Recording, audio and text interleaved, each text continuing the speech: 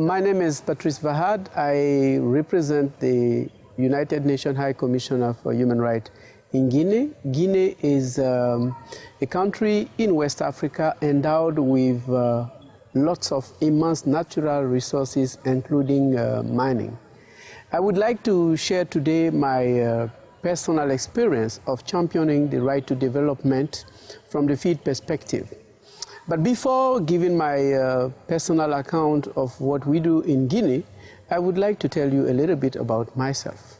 About 30 years ago, I was still a student human rights defender in college, and I was often challenged by my neighbors on campus and by people who could not understand why the organization that I was working with and for was exclusively focusing on civil and political rights, while the casualties of poverty and deprivation were rampant and were far more than police brutality, for example, in the context of a one-party system.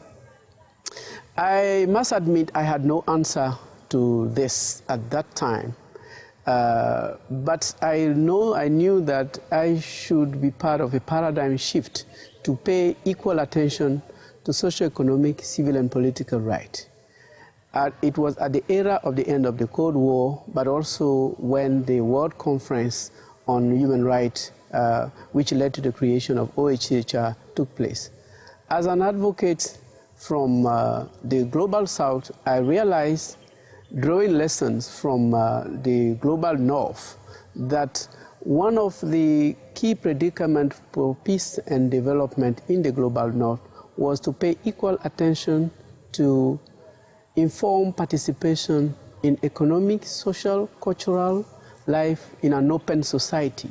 And so my dream was to be part of the paradigm shift as far as the Global South is concerned. I admit today that I could not articulate this more concisely as I can do today, but when I joined the law school, thinkers and writers like Keba Mbaye from Senegal further consolidated my interest in pursuing the right to development.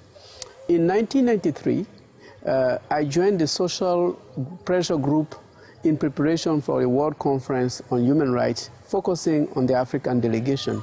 And our interest was to ensure that the post-Cold War era pays equal attention to all rights. And the right to development had already also been recognized and articulated in the African Charter on Human and People's Rights, giving us the legal ground for advocating further for a global shift. And so, finally, we did realize that when the General Assembly closed the World Conference and created the Office of the High Commissioner for Human Rights, one of its very specific mandates was to pursue and to follow up on the work on the right to development, which was to our great satisfaction. And so I joined and I continued to advocate within the social movement, but I realized that on the ground, after the World Conference, there was still a gap at the level of the civil society. And so I decided to continue working on this and to investigate the reason and the role that civil society could play in advancing the right to development. My determination was also grounded on the fact that from history, it's clear that the practice and the reform and human rights field emanate from within communities and from within civil society before they are articulated in nice words at the international level and implemented by stakeholders and state. Gladly, as I joined OHCHR as a staff member, I continued to work on the right to development, and I realized that a lot of immense work was being done at the level of Geneva, which needed to translate in the field. And that's why I have been working on the right to development from that perspective. In Guinea, UN Human Rights and other UN agencies have prioritized supporting national authorities in the pursuit of the right to development, focusing on the sustainable development goals as one of the operational ways for achieving that goal. My understanding is that the right to development shapes development in a manner that integrates all rights, civil, political, social, economic, and cultural rights. And so the 2030 agenda is perhaps, and today, the most advanced way in which the international community can advance the realization of the right to development. And that's the reason why in Guinea, we have prioritized within the United Nations Development Assistance Framework, the UNDAF, to work on the realization of the SDGs as a way to achieving the right to development.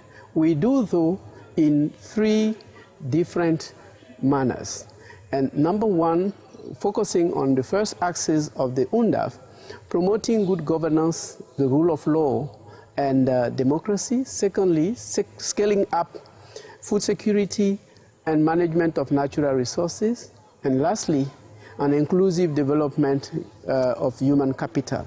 And as you can see, the right to development, as understood in the Declaration on the Right to Development, addresses all those 3 aspects, which is very important. And I would like now to finish by letting you know how we see the intertwine between the 3 pillars of the UNDAF and the realization of the right to development as articulated in the UN Declaration on the Right to Development.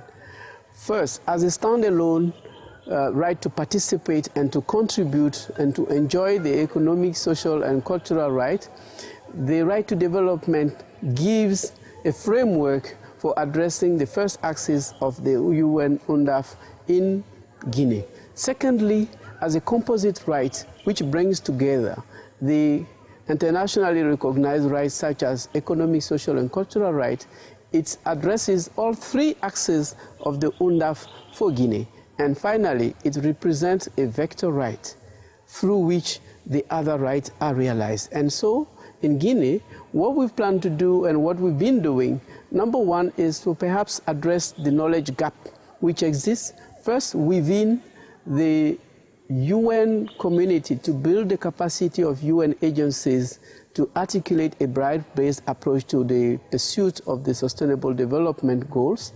Secondly, to also expand the knowledge of the civil society so that they can play their monitoring, watchdog, reporting role in this. And finally, to work and engage with the governments in a variety of manners for them to prioritize the realization of socioeconomic and cultural rights, and for that matter, the right to development in a manner. So what we've been doing last year, we've produced a compendium of all the recommendations that pertain to socioeconomic and cultural rights, and brought them together in one document which we have been sharing with the authorities, discussing on how best they could implement it at local level. And secondly, assisting them in the process of preparing for the next UPR.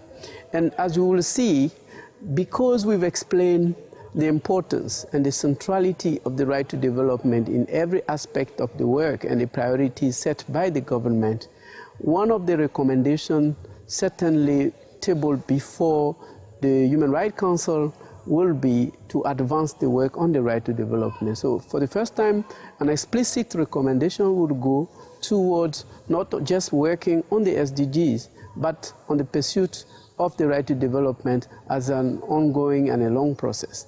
So this is my experience, and I would like to encourage you, each and every one of you, as I said before, if we want to advance the right to development practically, but also normatively, it has to come from the field. It must come from the field. And today we are at the crossroads of history where the difference does not lie in pursuing one right versus the other. The difference lies in our ability to blend all rights together, and the right to development, no more than or no less than any other articulation, is the best way to achieve this. Thank you very much.